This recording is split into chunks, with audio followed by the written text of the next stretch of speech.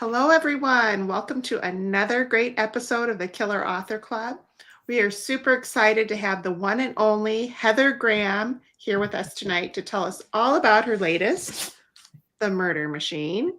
And so grab your cocktails and your list of questions, and we will see you on the flip side. Welcome to the Killer Author Club. 3 best-selling authors talking about killing, of the fictional kind, with the best thriller and suspense authors in the business. Killer conversations, killer cocktails, and killer guests with your hosts, Kimberly Bell, Heather Gutenkopf, and Kara Ruda. This is the Killer Author Club.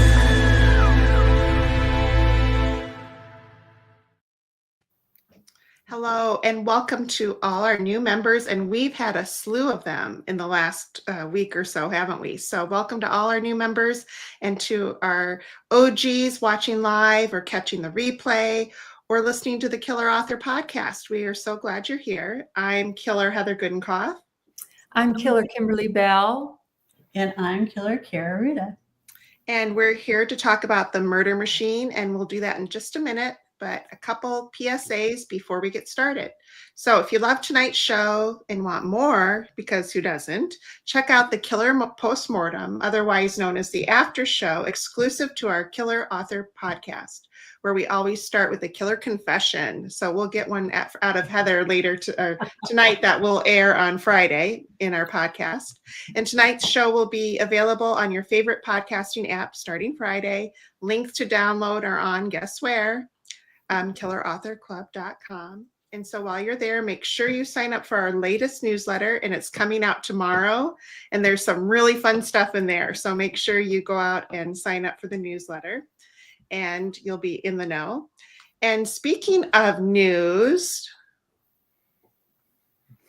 maybe. Welcome. Not that one. Breaking. Oh, no, not that one. Never mind. I will just tell you. So do you want a signed first edition copy of the 3 Killer Hosts upcoming books, plus exclusive Killer Author Club and book themed swag? Subscribe today to the KAC book box offered in partnership with fabulous Swamp Fox Books in Marion, Iowa. That's right. And every bundle will be carefully curated and delivered right to your doorstep. And trust me, you'll want to be a part of this because we've got some seriously killer merch that's only available through this subscription box. First up, right around June 3rd, you'll receive a signed copy, first edition copy of The Expat Affair by Killer Kimberly. Rocky, sorry about that, everyone. Exclusive Killer Author Club swag and a little something with international flair. Then on or about June 10th, you'll receive a signed first edition copy of Jill Is Not Happy by Killer Kara, an exclusive Killer Author Club swag, and a Jill approved surprise to make you happy, even if she's not. And then on November 4th, you'll get a signed first edition copy of The Perfect Host by Killer Heather, plus some Killer Author Club swag, plus a sweet little something that will make you say, yee-haw.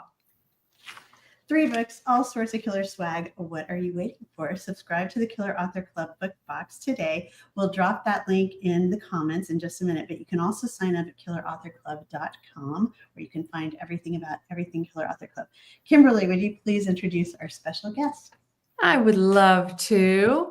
Heather Graham is the New York Times and USA Today best-selling author of over 200 novels, novellas, and short stories, including suspense, paranormal, historical, mainstream, and Christmas family fare. She lives in Miami, in easy shot down to the Keys, where she can indulge in her passion for diving. She also loves to travel, research, ballroom dancing, and reading, of course, anything fiction, nonfiction, cereal boxes when there's nothing else. She's the mother of 5 and considers family and friends her greatest assets in life. She is the CEO of Slush Pile Productions, a recording company and production house for various charity events. She's been honored with the RWA's Lifetime Achievement Award, a Thriller Writer's Silver Bullet for Charitable Contributions, Distinguished Author Award from the Southwest Florida Reading Festival, the Strand Lifetime Achievement Award, and the Thriller Master Award. She is grateful every day of her life to be writing for a living. Look her up at theoriginalheathergraham.com. Congrats, Heather, and welcome to the Killer Author Club Hot Seat. I was going to thank you so much. And the website is theoriginalheathergraham.com because sadly, I am a few years older than the movies. Yeah, and she has a handle that's kind of similar. I can't remember what it was, but yeah, you have to distinguish yourself. Well, no, I've noticed if you look me up, you get her. If you look her up, I mean, you get them mixed up. So, and we were both born Heather Graham, so it's amazing. Not a made up anything. Thank you, Cher. Thank you. Yeah. Okay. Well, so we have so many questions about the murder house, and I'm sure our watchers and listeners do as well. But can you start with telling us really quick what the book is about? Well, the book is about the use of AI to commit murder. AI, as we all know, can be used for many things. And I'll tell you what was really scary while researching this book. There are a couple of things that actually have been done. So then again, AI can learn and AI can kind of think, but usually if you're going to have something happen with AI, there's been a human somewhere behind it. Oh my gosh, it was so good. We loved it. Thank and you. Readers get chatty. Start dropping your questions in the comments for us to ask of Killer Heather. But first, it's time to talk about this episode's special drink. Kara? Oh.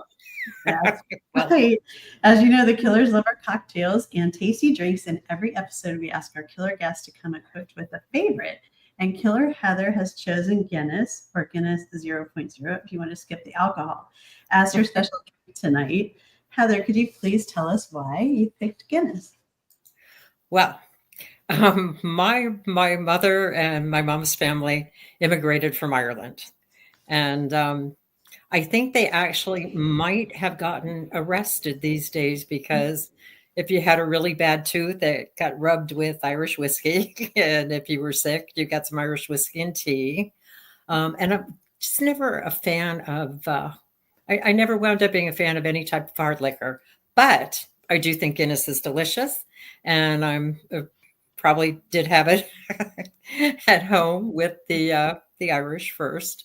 And yes, I know people tell me all the time, it's so much better in Ireland, but it's still better than a canned Guinness. To me is much better than anything else you can have.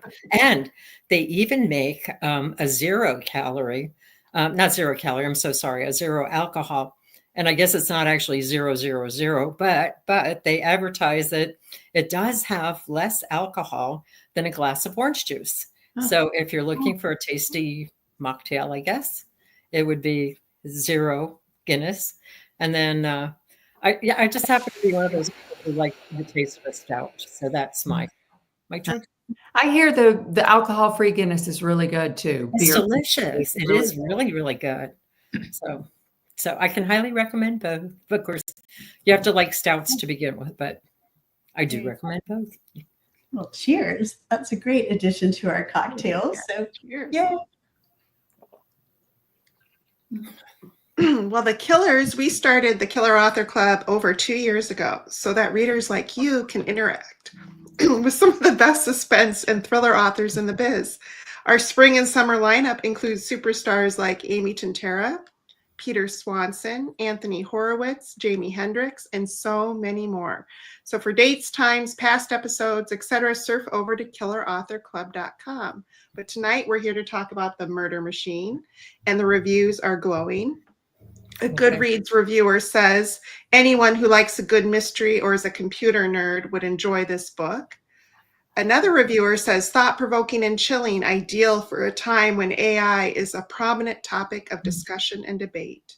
So Heather, you are clearly an extremely prolific killer, and now we need to know the answer to this question. Why do you kill? Well, I have discovered that it makes you a much nicer person in real life if you kill on paper. That's great. My husband says I've killed him at least 10 times. So um, I think, but seriously, part of it is I grew up in Miami. I think my dad, Graham's from Stirling, Scotland, and he moved into northern Wisconsin, and my mom moved into Chicago. And I think they found Florida and were like, wow, look at that, the sun. And so they stayed here. And so I've spent my life in South Florida. And when I was a little kid, they found all these body parts in oil drums in the Everglades. And I wound up reading those. And then my mother and father were both huge readers. And so they had all kinds of mysteries lying around. I think I was reading Edgar Allan Poe long before one should have. So I think just a love of what I read, wanting to try to come up with something very similar. Yeah, I think we've all been influenced to kill fictionally, of course, from the books that we have read in the past. So now this book starts with a bang. I mean, it literally, where did that scene is just going to stick with me forever. Where did that ever and ever? Where did you get the idea for this? I actually got it from a friend, Debbie Richardson. She was a critic for Romantic Times long ago, but I walked into her home with her and she just started talking to Siri and telling Siri to turn on the Christmas. It was a year ago Christmas. Turn on the Christmas tree. Siri, can I see the TV? Siri, can I this? I'm like, okay. Apparently it will, do whatever you want it to. Not that I don't really have anything, there's that old standard that technology is so incredible when it works. We all know all of a sudden the computer won't do something or your smartphone is acting up and that type of thing. So obviously it can get a lot worse. And I think there are very, AI, again, can be such a wonderful thing. There's going to be so much that can be done with that. And on the same hand, there's so much that can be done with it. So like I said, a couple of the things in the book are real. Yeah. Were taken from the headlines.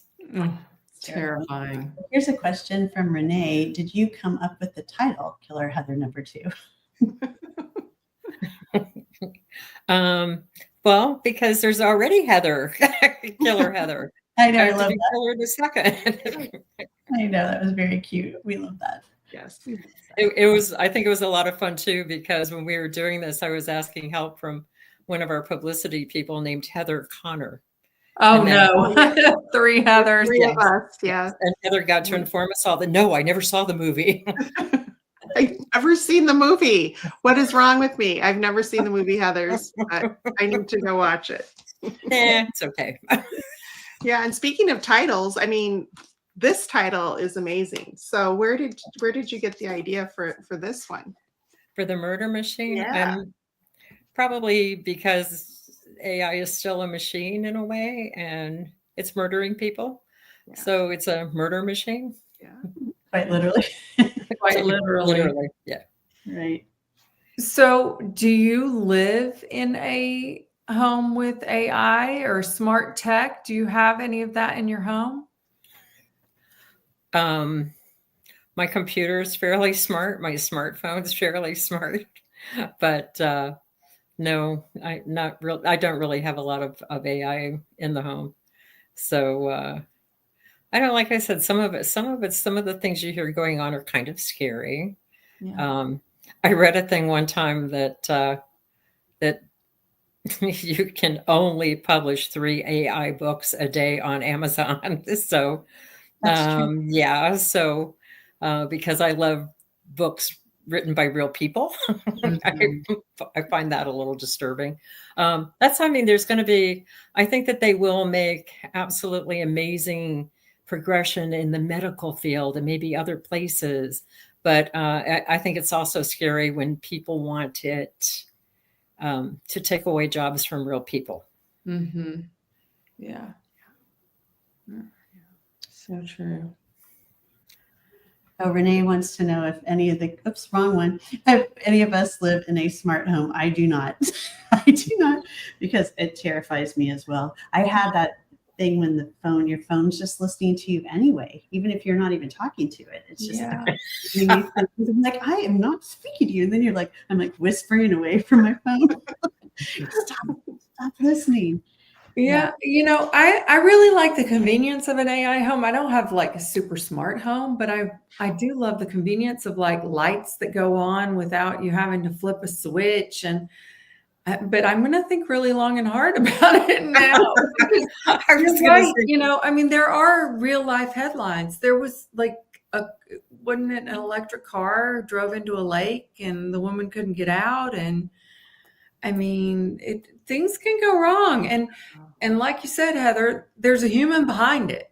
Yeah. So if a human wants to, I don't know, murder someone, I mean, there are ways. there are ways. to do it. Yeah. Really, What it's was your kind of research like? I mean, you probably had so much you had to like pick and choose from, or no? Well, I think we all have a tendency, to do the same thing. You start researching something, and then you're on Amazon buying books, and then you've got your TV on, and all of a sudden it's one documentary that, oh, it leads to that one, and then it leads to that one, and you kind of, I guess we all call it going down the rabbit hole. I think it's easy to do. So, Or procrastination. yeah, you just get so into doing it. So, and it's kind of, I realize that's kind of one of the perks is that we get to do that because we're looking for things. And then of course, well, I mean, it's kind of like too, you may wind up realizing that you read a couple of books and they only had anything to do with one line, but they made the one line right anyway. So it wasn't so bad. So, and I absolutely, to this day, I love reading. And so there's nothing wrong with reading. Yeah. absolutely. So now, how many times did you like have to like rewrite the ending, or are you one of those writers who can just from the very beginning how it's going to end? Was your mind diabolical enough from the beginning to figure out the direction you wanted this to go? Sometimes they do, but I mean, it's funny because my work, I guess, ethic or standard came from the fact that I did start. I was actually a theater major. I worked in dinner theater for several years, and then all of a sudden, if you have that many children, we were not equity, so going to work was way too expensive. And then I also, I didn't really want to have children for other people to raise. Every once in a while, I wonder maybe they would have been better off, but but I wanted to raise my own children. And that was when I stayed home to work. And then I found out I bought, this was way back, I bought Writer's Digest, Writer's Market, and I just kept sending things off. That's what I did too, Heather, back in the day. Yeah. Mm-hmm. Oh, yeah. That was but I found out after I had gotten into it, when I'd been picked up, that they did a several book contract, and I found out I just have to write an outline and they'll give me money, so because contracts usually are written, where you will get so much on, delivery, so much on a synopsis, and, that type of thing. So I do like working from a synopsis because for me, and it doesn't mean it's for everybody, any way you write that works for you is the right way. But for me, I like a synopsis because I may change it, but I always have something that I'm going with, that I can be going with the next day and the next day and that type of thing. So again, it may, the end may change, who knows, but you've got something that you can go with. Mm-hmm. And they paid you. So with 5 kids, that was very important. Yeah. How did you get all your writing done with 5 kids in the house? I had 3 and it was hard to find a room where nobody was in it. So how did you? There were actually, I think, a lot of us who started off around the same time because it was back when the categories were kind of like a big thing. And a lot of us got into what we're doing through category. And there was the general concept that, the kids have to know you don't interrupt us unless there's blood, Yeah. So, but the weird thing is it was actually a little better having a few because they entertain one another. Yeah. And then we had a general joke about the dining room because we had a Florida room. It's Florida. So there's a big table out there and that's usually where we ate. And the dining room reminded me of the Lean Cuisine commercial because nobody ever ate there. We did homework there. My computer was there. Everything was in the dining room. So they would sit and do homework while I would be doing things. Amazing. So Hey, and they grow up to pay. Now, I have a book called Dead on the Dance Floor because one son grew up to be an Arthur Murray instructor. And then they now have friends who are U.S. Marshals and friends who are Metro Dade homicide and all this kind of stuff. So it's like, wow, they really grew up to pay off. It's great. You've got connections now and stories. Yeah. amazing. That's awesome. But you must write fast. If you've written 200 like books and short Well, if stories. I say how many years, it really ages me. So I can't tell you how many. It's been a while. But how long does it take you to do a book from beginning It to end? always depends on what the book is. A book will take, some of them seem to move very, very quickly. And then some of them seem to take a little more time. So it's kind of hard to say, if I was going to even them all out, most of the time I do for a year. So if you, went by that, I told you I had 5 children, you had to keep moving. Right. I had 4 children and I cannot do 4 books a year. Kara, you're probably close. I don't think so. I think I've done like 2 to 3. Is like 3 would be max. In 1 year, yeah. No, but I think that was also, again, I think it was common with a lot of us who started in category. Yeah. Because at that time in category, you really couldn't write them fast enough. So, Right. and then, and like I said, publishing is always funny because my parents had a lot of, really great history books that they came over from Europe. And I wound up first, oddly enough, fell in love with European history because that's what I had to read. And then fell in love with American history, traveling, getting to go up and down the coast to see family and things. So I had wanted, the first things I had done were actually history. But again, it's like, kind of we were talking before, it depends on who's looking for what when. So I literally had history books. And then at that time, because a different company wanted the history, I went with the pseudonym Shannon Drake, because I always thought a pseudonym would be something you gave great thought to. And I said, how long do I have? And she said, about 60 seconds. Oh, no. Shane and Derek walked into the room. So Shannon Drake came into existence. And that's what a lot of the historicals were written under first. Oh, that's and then for some reason, people thought a vampire novel should go under that too. So you never know. Yeah. That's funny. Okay, here's a neat question. What advice? Oh, Jiminy, it keeps moving. Sorry, guys. Okay, what advice would you give to your kids or anybody who wants to follow your writing career? I think to me, the most important thing to always remember is, well, first of all, I love organizations. I do belong to horror writers, thriller writers. I go to VoucherCon every year, mystery writers. Last year, I got to do World Fantasy for the first time. I love organizations because you're with people who care if you're worried about a cover, who will understand. And people are always, I would say, out of all these years, all the people I've met, yes, every once in a while you're going to meet somebody negative. But most of the time, people who write fiction are just so giving and wonderful and great. So organizations, I think, help you. They can always tell, a lot of people will know who's looking for what, when, what agent would be good for this. It's so much, it's just great to have that much support. The other thing is when you go, I think it's great to go to the various different classes and then remember you have to take in what works for you. And then you have to be dedicated to it. Like, maybe you have a pack of kids too and a job and you can only write on Sunday mornings. Be true to your Sunday morning. And then if something happens on a Sunday morning, it's kind of like get back on the bike. Just pick it up again next week. Always stay true to yourself, because once you get into fiction, there's no right way. There's your way, whatever works for you. That's the most important. But then again, one of my favorites that I heard was put seat in butt and work. Yeah. So that's an important one too. Yeah. Butt in chair, hands on keyboard. Isn't that what they say? Yeah. And then I think too, it's an interesting thing because I read this the other day and I thought it was very true. If you're going with traditional publishing, you're probably going to turn something in and it's going to be on the market in a year or a year or so. We're in that vicinity. If you're self-publishing and you're putting up on Amazon tomorrow, it's kind of like maybe you do want to look at the trends. But to just write for a trend, I think, is a mistake. This personal opinion. You need to write what you love. If you love what the trend is, hey, that's wonderful. Go with it.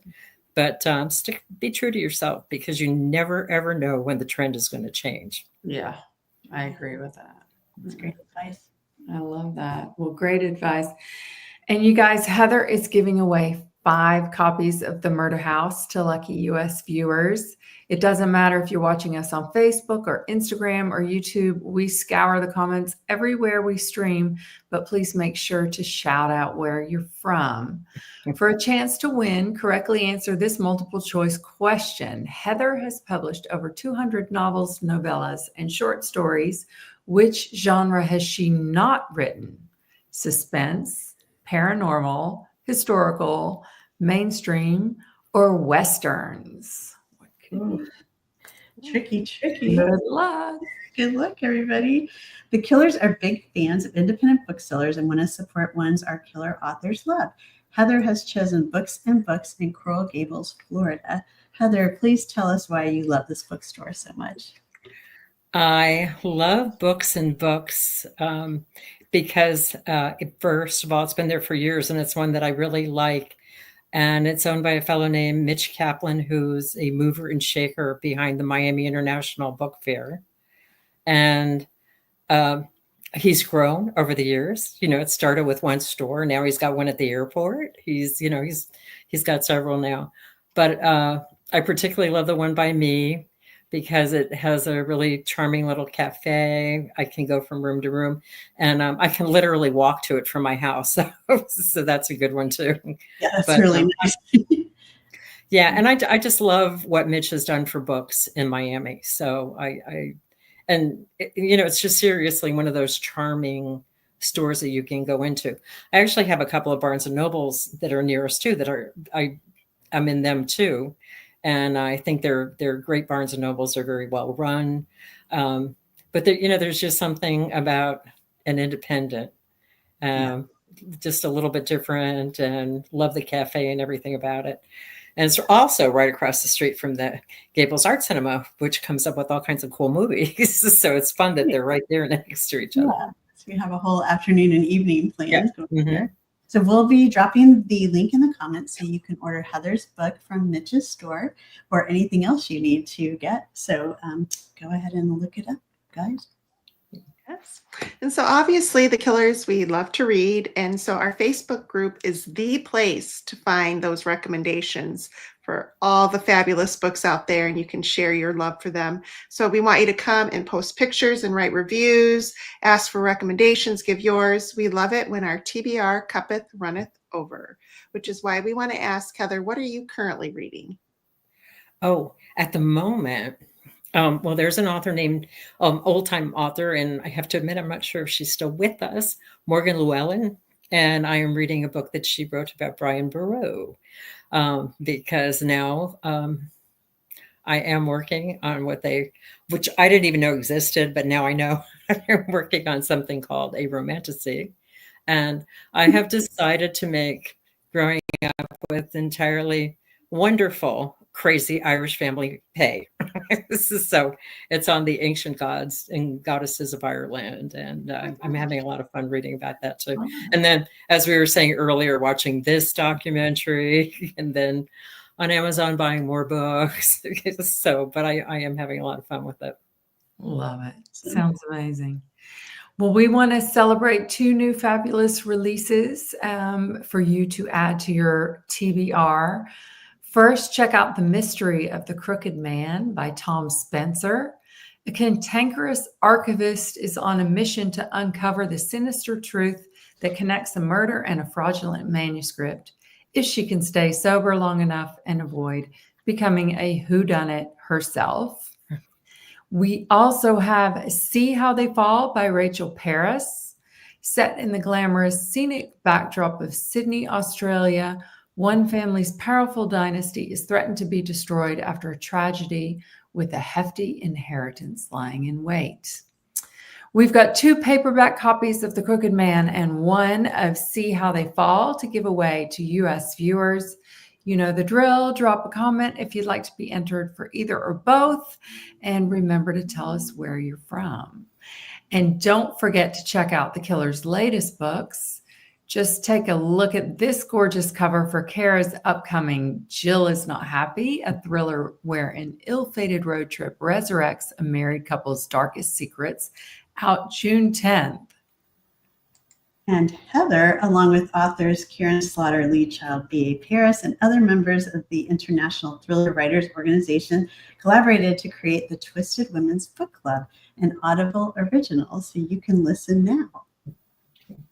And speaking of gorgeous covers, we have The Expat Affair by Kimberly, and it is out June 3rd. It's about 2 American expats in the deadly world of Amsterdam's diamond industry.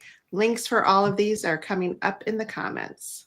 That's right. And Heather, we got to celebrate your cover. We'll do that next time. Yeah, that would be great. Yeah. It's so great. Thank you.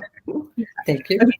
Thank you. Membership has its privileges. So if you're on Facebook, check out our private members only group called the Killer Author Club, where every episode we choose a name from the hat to win a piece of swag: t-shirts, mugs, candles, totes, hats, all of which can be found at killerauthorclub.com.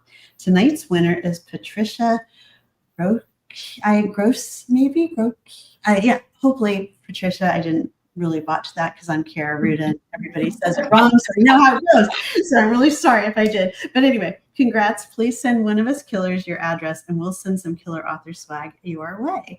And if you want to be a winner next, become a member of the Facebook group and you're automatically entered. And speaking of support, a big killer thanks to Book Reporter for sharing our news and upcoming episodes in their newsletter. Stay up to date on bookish news and events at bookreporter.com.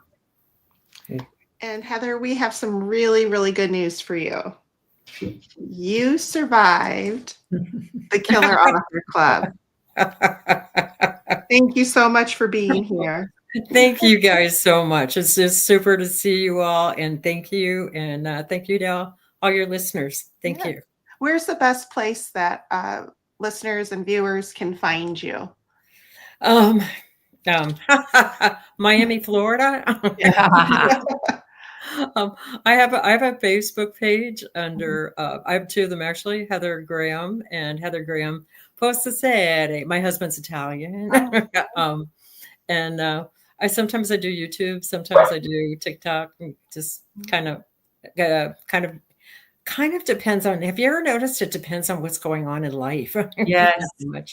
how much you get going out there. So but I am always surprised when I go to YouTube and find things that were done 10 and 15 years ago. It's true. What you do these days stays forever. So you've got to, be careful. But thank you.